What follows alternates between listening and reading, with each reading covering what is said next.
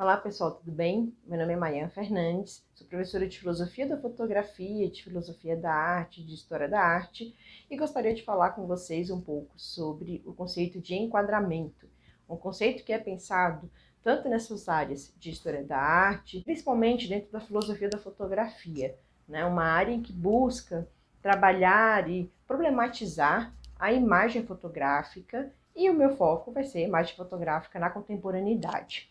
Assim, eu não busco criar genealogia deste conceito para apresentar para vocês. A ideia aqui é que, através de algumas perspectivas de autores e autoras diferentes, vocês consigam relacionar com a realidade que a gente vive, tá bem? Entre os teóricos e teóricas, eu gosto de trabalhar com dois específicos, né? Primeiro, para falar sobre enquadramento, tem um teórico muito interessante, que é o André Rouillet. Ele, neste livro, A Fotografia entre Documento e Arte Contemporânea, ele vai mostrar como o enquadramento é utilizado para delimitar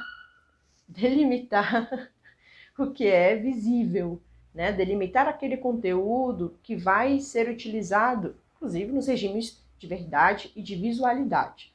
Por exemplo, o André Rouillet, em um dos capítulos sobre o documento, vai falar como os catálogos, né, os catálogos utilizados pela polícia de identificação de pessoas possuem enquadramentos específicos para que essa verdade seja garantida. Ou seja, esses enquadramentos são construídos através da matemática, através de uma série de elementos de cálculos, ou seja, essa união da arte, que é a fotografia, né, e a ciência, para poder alcançar uma objetividade, né? E essa objetividade do indivíduo poderia aproximar, né, e levar a um ideal de verossemelhança.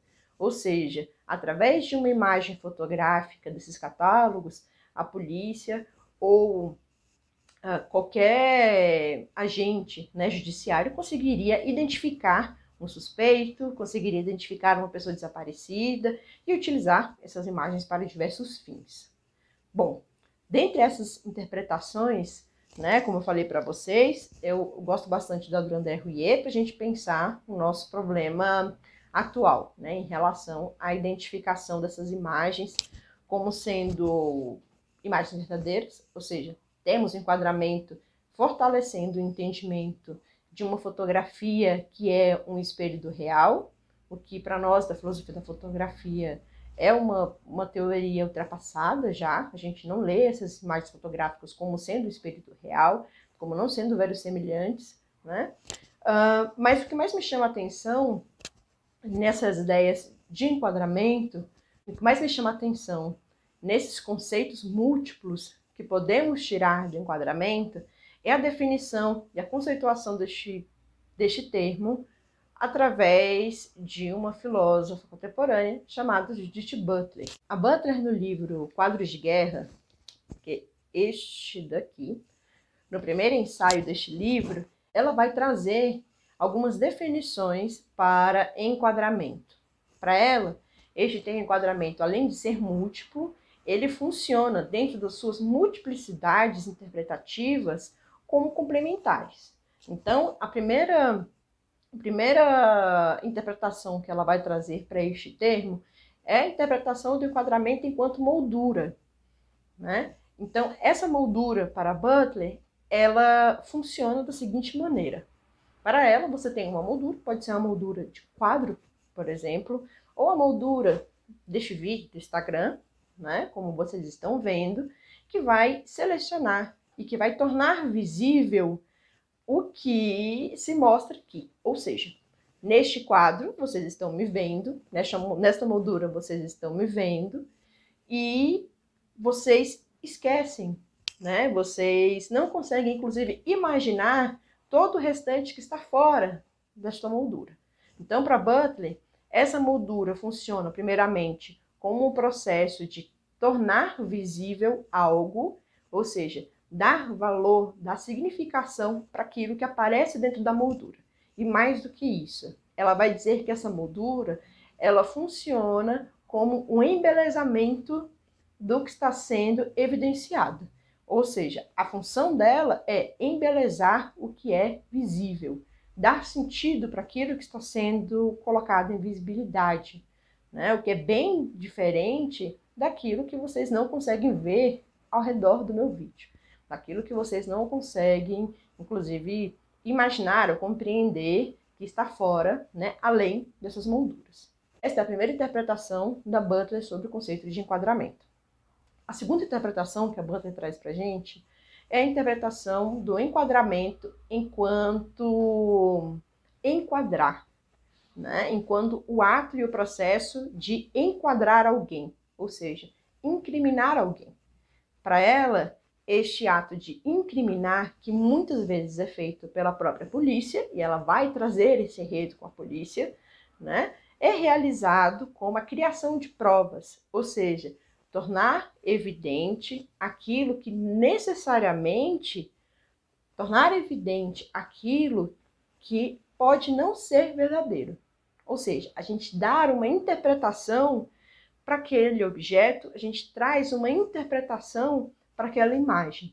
E a partir dessa interpretação, que em muitos momentos é externo a essa imagem, é que a gente comete esses atos de criminalização de sujeitos, né? É muito interessante a gente observar como esse conceito de enquadramento vai estar relacionado com o conceito de enquadramento que a gente encontra lá em André Rouillet, né? Que é essa ideia justamente de trazer uma pseudo-objetividade para essa imagem fotográfica ou gerar provas, lembrando que essas provas não são internas à imagem, são sempre provas externas, ou seja, são elementos culturais, são elementos construídos a partir de preconceitos ou de processos coloniais acerca da imagem, que vão gerar um entendimento acerca de alguns indivíduos. E é esse entendimento que incrimina, né, e que vai estar incriminando essas pessoas. Então, a gente poderia pensar em várias questões, né, na nossa atualidade, né? Ou vocês não conseguem imaginar algum procedimento, e principalmente quem são essas pessoas que são incriminadas, né? Essas pessoas que participam e são alvos desses processos de enquadramento. A terceira possibilidade que a Butler traz em termos de enquadramento é justamente uma interpretação complementar a essas outras. Então, se temos o enquadramento enquanto moldura, temos, que embeleza, né? Temos um enquadramento enquanto como um quadro que vai estar objetivamente incriminando determinadas pessoas.